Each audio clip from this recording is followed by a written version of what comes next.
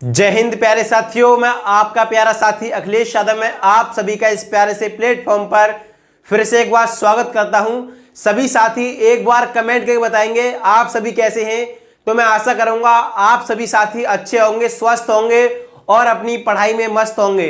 तो साथियों, इस क्लास में हम सीखने वाले हैं कुछ इंपॉर्टेंट पीवाईक्यू जो कि biology 10th class biology first chapter और सेकंड चैप्टर के पीवाईक्यूज करने वाले हैं। तो साथियों, बिना टाइम वेस्ट किए हम क्लास को शुरू करते हैं। यानी इस क्लास में केवल हम ऑब्जेक्टिव यानी कि एमसीक्यू क्वेश्चन करेंगे।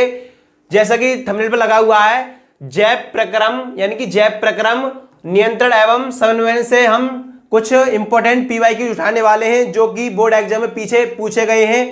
तो हम अपनी क्लास को शुरू करते हैं।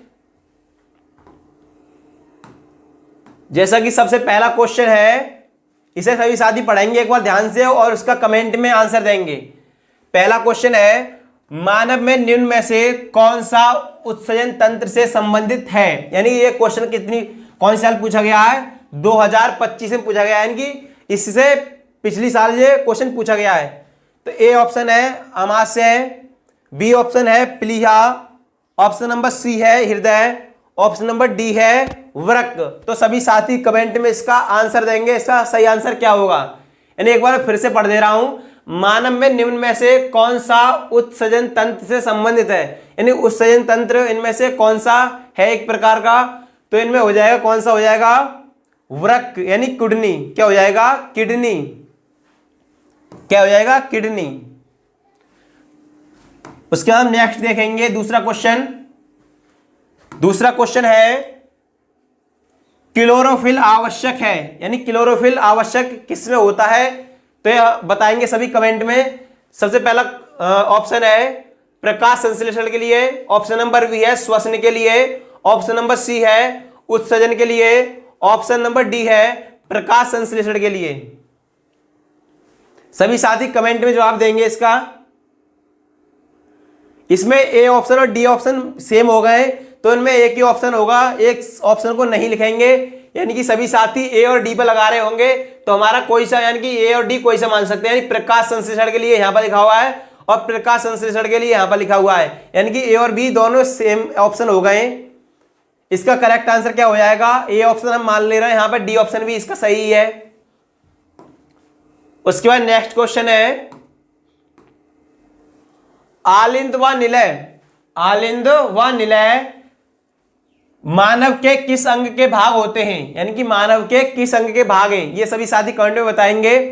ऑप्शन नंबर ए है हृदय, ऑप्शन नंबर बी है यकृत यानी लीवर, ऑप्शन नंबर सी है वृक्क यानी किडनी, ऑप्शन नंबर डी है मस्तिष्क यानी ब्रेन। क्या हो जाएगा इसका करेक्ट आंसर, सभी साथी कमेंट में बताएंगे। तो इसका करेक्ट आंसर जो होगा वो होगा ऑप्शन नंबर ए यानी कि हृदय यानी कि हार्ट। नेक्स्ट देखेंगे हम आगे। नेक्स्ट क्वेश्चन है, निम्न में से कौन ऊर्जा का सिक्का या मुद्रा के रूप में जाना जाता है। यह 2024 और 2022 में पूछा गया क्वेश्चन है। ऑप्शन नंबर ए है डीएनए, ऑप्शन नंबर बी है आरएनए, ऑप्शन नंबर सी है एटीपी, ऑप्शन नंबर डी है क्लोरोफिल। इसका करेक्ट आंसर क्या हो जाएगा, ये सभी साथी कमेंट में जवाब दें। तो इसका करेक्ट आंसर क्या होगा, एटीपी। क्या होगा, एटीपी। उसके बाद नेक्स्ट देखेंगे। नेक्स्ट क्वेश्चन है, मनुष्यों में पाचन की शुरुआत किस अंग से होती है। यानी कि मनुष्य में पाचन की शुरुआत होती है वो कहां से होती है। ऑप्शन नंबर ए है मुख से, ऑप्शन नंबर बी है यकृत लीवर से, ऑप्शन नंबर सी है छोटी आंत से, ऑप्शन नंबर डी है पित्ताशय से। तो इसका करेक्ट आंसर सभी बताएंगे कमेंट में एक बार करके। तो इसका करेक्ट आंसर क्या हो जाएगा, ऑप्शन नंबर ए यानी कि जो पाचन होता है वो मुख से ही शुरू हो जाता है। उसका नेक्स्ट देखेंगे। नेक्स्ट क्वेश्चन है, मनुष्य में वृक्क यानी किडनी किस तंत्र से संबंधित है। यह 2024 में पूछा गया है। ऑप्शन नंबर ए है पोषण, ऑप्शन नंबर बी है श्वसन, ऑप्शन नंबर सी है उत्सर्जन, ऑप्शन नंबर डी है परिवहन। तो सभी साथी इसका कमेंट में जवाब देंगे। इसका करेक्ट आंसर क्या होगा ये सभी साथी बताएंगे कमेंट करके। मैं आपके कमेंट का वेट कर रहा हूं, यानी आंसर का वेट कर रहा हूं आपके का। इसका आंसर करेक्ट होगा वो होगा उत्सर्जन, क्या होगा? उत्सर्जन। उसके बाद नेक्स्ट हम देखेंगे, नेक्स्ट क्वेश्चन है गुर्दे की इकाई जो उत्सर्जन में भाग लेती है। 2024 में एक क्वेश्चन पूछा गया है। ऑप्शन ए है तंत्रिका या न्यूरॉन, ऑप्शन बी है ब्रक्काणु या नेफ्रॉन, ऑप्शन सी है साइटोन, ऑप्शन डी है न्यूटॉन। क्या होगा इसका? ये क्या है? म्यूटॉन है यहां पर। करेक्ट आंसर क्या होगा इसका? एक बार फिर से रिपीट कर रहा हूं, गुर्दे की इकाई जो उत्सर्जन में भाग लेती है। ऑप्शन नंबर ए है तंत्रिका यानी न्यूरॉन, ऑप्शन नंबर बी है वृक्काणु या नेफ्रॉन, ऑप्शन सी है साइटोन, ऑप्शन डी है म्यूटॉन। तो इसका करेक्ट आंसर क्या हो जाएगा? Option number B. क्या हो जाएगा? वृक्काणु यानी कि नेफ्रॉन। उसके बाद हम नेक्स्ट देखेंगे, नेक्स्ट क्वेश्चन है स्वपोषी पोषण के लिए आवश्यक है, यानी स्वपोषी पोषण के लिए क्या आवश्यक होता है। ये 2024 में पूछा गया है, 23 में पूछा गया है, 22 में पूछा गया है और 19 में पूछा गया है। यानी कि इसकी संभावना इस बार पूछने की 100% रहेगी, क्योंकि ये 2 साल के गैप से पूछा जा रहा है। इसका ऑप्शन नंबर ए है कार्बन डाइऑक्साइड व जल, ऑप्शन नंबर बी है क्लोरोफिल, ऑप्शन नंबर सी है सूर्य का प्रकाश और ऑप्शन नंबर डी क्या है? उपरोक्त सभी। तो इसका करेक्ट आंसर बताएंगे सभी साथी कमेंट में करके। इसका करेक्ट जो आंसर होगा वो उपरोक्त सभी हो जाएगा, यानी कि इसमें सभी इंपॉर्टेंट होते हैं। उसके बाद नेक्स्ट क्वेश्चन हम देखेंगे, नेक्स्ट क्वेश्चन है पादपों में जाइलम का कार्य है। यह 2023 में पूछा गया क्वेश्चन है। ऑप्शन नंबर ए है जल का परिवहन, ऑप्शन नंबर बी है भोजन का स्थानांतरण, ऑप्शन नंबर सी है एमिनो अम्ल का स्थानांतरण, ऑप्शन नंबर डी है ऑक्सीजन का स्थानांतरण। तो इसका करेक्ट आंसर क्या होगा ये सभी साथी बताएंगे। इसका करेक्ट आंसर जो होगा वो होगा ऑप्शन नंबर ए, यानी जल का परिवहन। उसके बाद हम नेक्स्ट क्वेश्चन देखेंगे। नेक्स्ट क्वेश्चन है पादपों में जल के परिवहन के लिए होता है, यानी ये क्वेश्चन पहले वाला ही क्वेश्चन है, मगर ये थोड़ा इसकी लैंग्वेज और तरह से पूछी गई है, यानी क्वेश्चन को थोड़ा घुमा के पूछा गया है। यानी पादपों में जल के परिवहन के लिए होता है और ये 2023 में क्वेश्चन पूछा गया है। इसका सही आंसर क्या होगा सही बताएंगे। ऑप्शन नंबर ए है फ्लोएम, ऑप्शन नंबर बी है जाइलम, ऑप्शन नंबर सी है स्टोमेटा, ऑप्शन नंबर डी है पिथ। क्या हो जाएगा इसका करेक्ट आंसर क्या होगा? जाइलम। उसके बाद हम नेक्स्ट देखेंगे। नेक्स्ट क्वेश्चन है निम्न में से किसका संश्लेषण प्रकाश प्रक्रिया में नहीं होता है, यानी कि किसका संश्लेषण जो होता है वो प्रकाश संश्लेषण क्रिया में नहीं होता है। ऑप्शन नंबर ए है ऑक्सीजन, ऑप्शन बी है CO2, ऑप्शन सी है जल, ऑप्शन डी है ग्लूकोज। तो इसमें ऑक्सीजन तो होगा और जल भी होगा और ग्लूकोज भी होगा, लेकिन कार्बन डाइऑक्साइड नहीं होगा। तो करेक्ट आंसर क्या हो जाएगा? Option number B. Option number B इसका करेक्ट आंसर हो जाएगा। नेक्स्ट क्वेश्चन है ट्रिप्सिन एंजाइम किस पर क्रिया करता है, यानी जो ट्रिप्सिन एंजाइम है किस पर क्रिया करता है। तो इसका ऑप्शन नंबर ए है प्रोटीन पर, ऑप्शन बी है वसा पर, ऑप्शन सी है स्टार्च पर, ऑप्शन डी है लवणों पर। तो इसका करेक्ट आंसर क्या हो जाएगा? ऑप्शन नंबर ए यानी प्रोटीन पर। क्या हो जाएगा? ऑप्शन नंबर ए यानी कि प्रोटीन पर। नेक्स्ट क्वेश्चन हम देखेंगे मनुष्य के हृदय में कोष्ठों की संख्या होती है। ये 2023 में पूछा गया है, 2020 में पूछा गया, 2014 में पूछा गया, यानी रिपीटेड क्वेश्चन है। ये PYQ है हमारा एक। इसका करेक्ट आंसर क्या होगा? ऑप्शन नंबर ए है 1, ऑप्शन नंबर बी है 2, ऑप्शन नंबर सी है 3, ऑप्शन नंबर डी है 4। तो इसका करेक्ट आंसर क्या हो जाएगा? 4। यानी कि मनुष्य के हृदय में कोष्ठों की संख्या कितनी होती है? वो होती है 4।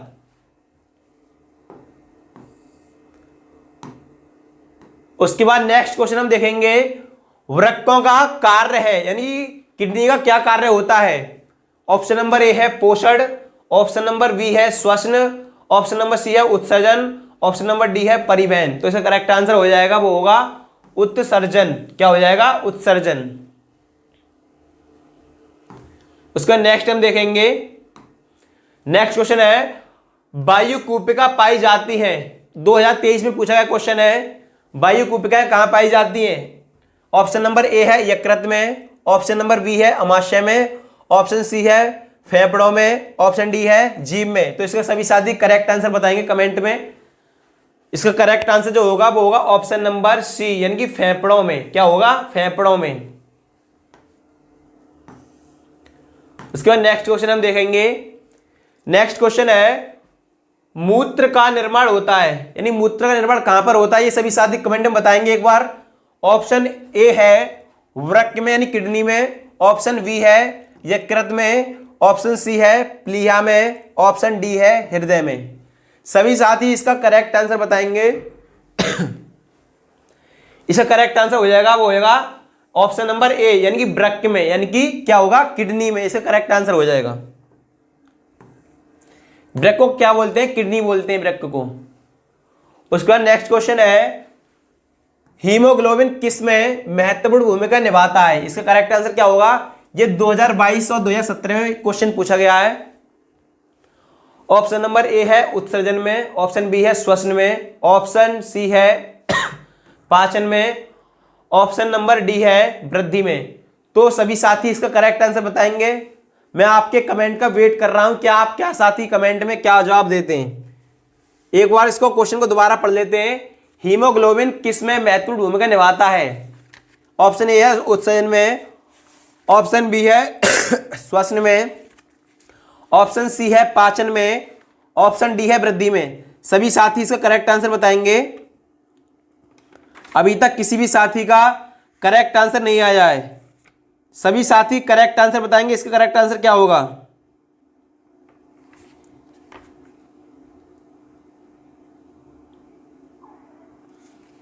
सभी साथी इसका करेक्ट आंसर बताएंगे। इसका करेक्ट आंसर क्या होगा? ये सभी साथी बताएंगे। इसका करेक्ट आंसर होगा, वो होगा श्वसन में। क्या होगा? श्वसन में, यानी कि रेस्पिरेशन में। ठीक है। उसके बाद हम नेक्स्ट देखेंगे। नेक्स्ट क्वेश्चन है यकृत कौन सा रस स्रावित करता है? यानी लीवर होता है, वह कौन सा रस स्रावित करता है? ऑप्शन नंबर ए है लार, ऑप्शन नंबर बी है जठर रस, ऑप्शन नंबर सी है पित्तरस, ऑप्शन नंबर डी है अग्नाशयी रस। तो क्या आंसर हो जाएगा इसका करेक्ट? वो होगा ऑप्शन नंबर सी, यानी कि पित्तरस। क्या होगा? यकृत कौन सा रस स्रावित करता है? तो पित्तरस स्रावित करता है।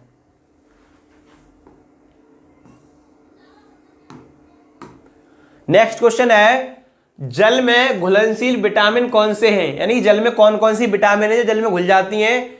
तो इसकी एक ट्रिक है, जो बसा में घुलनशील विटामिन है, यानी कि बसा, सबसे पहले लिखेंगे बसा में घुलनशील विटामिन। बसा में घुलनशील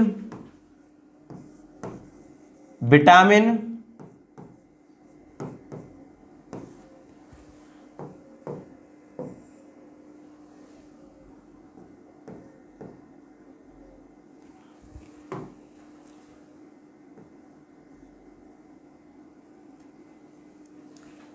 बसा में घुलनशील विटामिन कौन कौन सी है? तो हम देखेंगे। इसकी एक ट्रिक है कीड़ा। क्या होगा? विटामिन के, विटामिन ई, विटामिन डी और विटामिन ए, ये चारों विटामिन है वो ये बसा में घुलनशील होती है। बाकी इनको छोड़ के कौन सी जो विटामिन बची हैं, बी और सी बची हैं, वो क्या होंगी? जल में घुलनशील हो जाएंगी। तो करेक्ट आंसर क्या होगा? ऑप्शन नंबर ए है विटामिन ए तथा बी, ऑप्शन नंबर बी है विटामिन बी तथा सी, ऑप्शन नंबर सी है विटामिन सी तथा के, ऑप्शन नंबर डी है विटामिन बी तथा डी। तो इसका करेक्ट आंसर होगा option number B, vitamin B तथा सी। क्या हो जाएगा? विटामिन बी तथा सी, यानी कि विटामिन बी और सी होती हैं वो जल में घुलनशील होती हैं। उसके नेक्स्ट क्वेश्चन देखेंगे रुधिर के कितने समूह होते हैं? यानी रुधिर के कितने समूह होते हैं, यानी कितने ब्लड ग्रुप होते हैं? तो रुधिर जो होता है उसके 4 ब्लड ग्रुप होते हैं, यानी कि ब्लड ग्रुप ए होता है, ब्लड ग्रुप बी होता है, ब्लड ग्रुप ए बी होता है और ब्लड ग्रुप ओ होता है। तो कितना आंसर हो जाएगा इसका? ऑप्शन नंबर ए है 6, ऑप्शन नंबर बी है 2, ऑप्शन नंबर सी है 4, ऑप्शन नंबर डी है 8। तो इसका करेक्ट आंसर होगा ऑप्शन नंबर सी, यानी कि करेक्ट आंसर होगा वो होगा ऑप्शन नंबर सी यानी कि 4।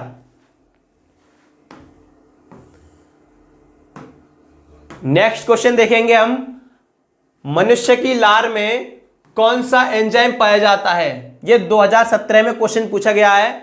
ऑप्शन नंबर ए है टाइलिन, ऑप्शन नंबर बी है लाइसोजाइम, ऑप्शन नंबर सी है पेप्सिन, ऑप्शन नंबर डी है टाइलिन तथा लाइसोजाइम। तो इसका करेक्ट आंसर होगा ऑप्शन नंबर डी, यानी टाइलिन तथा लाइसोजाइम दोनों एंजाइम जो होते हैं मनुष्य की लार में पाए जाते हैं।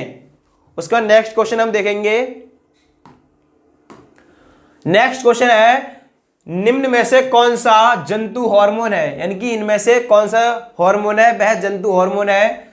ऑप्शन नंबर ए है एड्रेनलिन, ऑप्शन नंबर बी है साइटोकाइनिन, ऑप्शन नंबर सी है ऑक्सीन, ऑप्शन नंबर डी है जिब्रेलिन। क्या होगा इसका करेक्ट आंसर? इसका करेक्ट आंसर हो जाएगा ऑप्शन नंबर ए यानी कि एड्रेनलिन, इसका करेक्ट आंसर हो जाएगा। उसके बाद हम नेक्स्ट देखेंगे। नेक्स्ट क्वेश्चन है, निम्न में से कौन सा पादप हार्मोन नहीं है? इनमें से कौन सा हार्मोन है जो पादप हार्मोन नहीं है? ऑप्शन नंबर ए है ऑक्सीन, ऑप्शन नंबर बी है जिब्रेलिन, ऑप्शन नंबर सी है इंसुलिन, ऑप्शन नंबर डी है साइटोकाइनिन। क्या होगा इसका करेक्ट आंसर? तो इसका करेक्ट आंसर हो जाएगा ऑप्शन नंबर सी यानी इंसुलिन। इंसुलिन एक मनुष्य का हार्मोन होता है, मतलब इसमें जो पादप का हार्मोन नहीं है, यानी कि ये तीनों हैं वो पादप हार्मोन है। उसके बाद जो इंसुलिन बचा है ये मतलब पादप हार्मोन नहीं होता है। इसका करेक्ट आंसर क्या हो जाएगा? Option number C. उसका नेक्स्ट देखेंगे हम। नेक्स्ट क्वेश्चन है, वृद्धि हार्मोन स्रावित होता है। वृद्धि हार्मोन कहां से स्रावित होता है? ये सभी साथी कमेंट में बताएंगे। सभी साथी एक बार कमेंट करके जरूर बताएं इसका करेक्ट आंसर क्या हो जाएगा। ऑप्शन नंबर ए है थायराइड ग्रंथि से, ऑप्शन नंबर बी है पीयूष ग्रंथि से, ऑप्शन नंबर सी है अधिवृक्क ग्रंथि से, ऑप्शन नंबर डी है अग्नाशय ग्रंथि से। सभी साथी कमेंट में बताएं, मैं आपके कमेंट का वेट कर रहा हूं, यानी कि आप सभी साथी क्या आंसर देते हैं ये मैं देख रहा हूं आपके कमेंट को।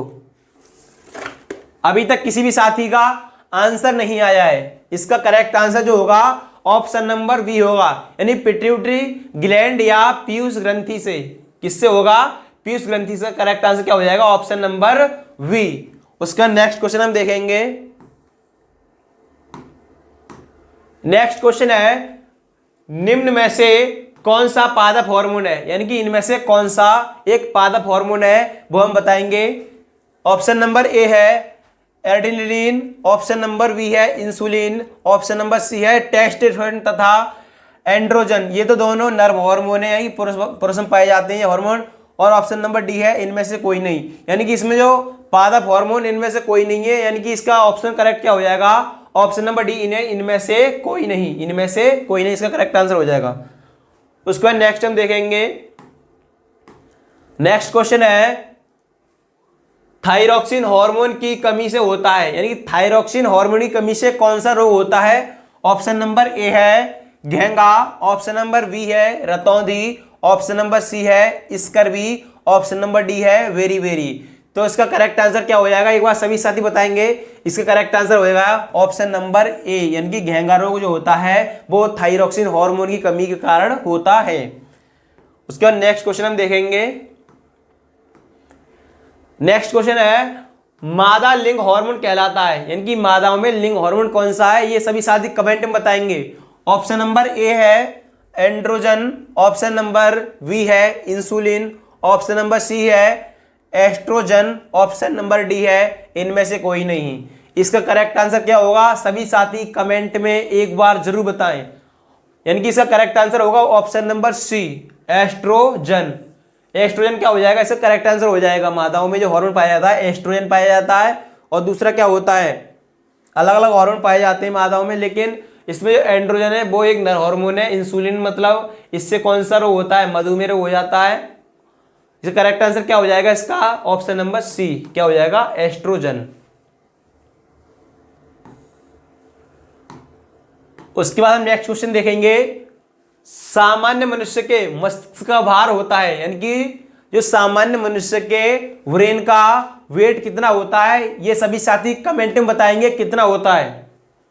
ऑप्शन नंबर ए है 1000 से 1100 ग्राम, ऑप्शन नंबर बी है 1300 से 1400 ग्राम, ऑप्शन नंबर सी है 900 से 1000 ग्राम, ऑप्शन नंबर डी है 1600 से 1800 ग्राम। सभी साथी इसका करेक्ट आंसर बताएंगे। इसका करेक्ट आंसर क्या हो जाएगा?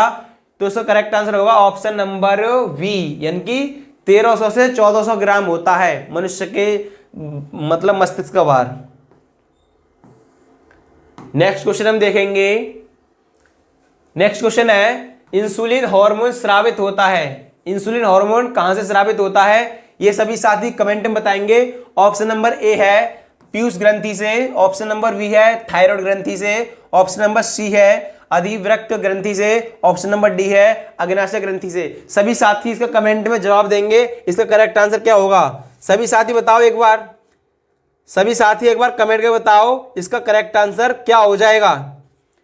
तो इसका करेक्ट आंसर वो होगा ऑप्शन नंबर डी, यानी कि अग्नाशय ग्रंथि से इंसुलिन हार्मोन स्रावित होता है। उसके बाद लास्ट एंड नेक्स्ट क्वेश्चन हम देखेंगे। हमारा लास्ट क्वेश्चन है ये, उसके बाद हम क्लास को एंड करेंगे।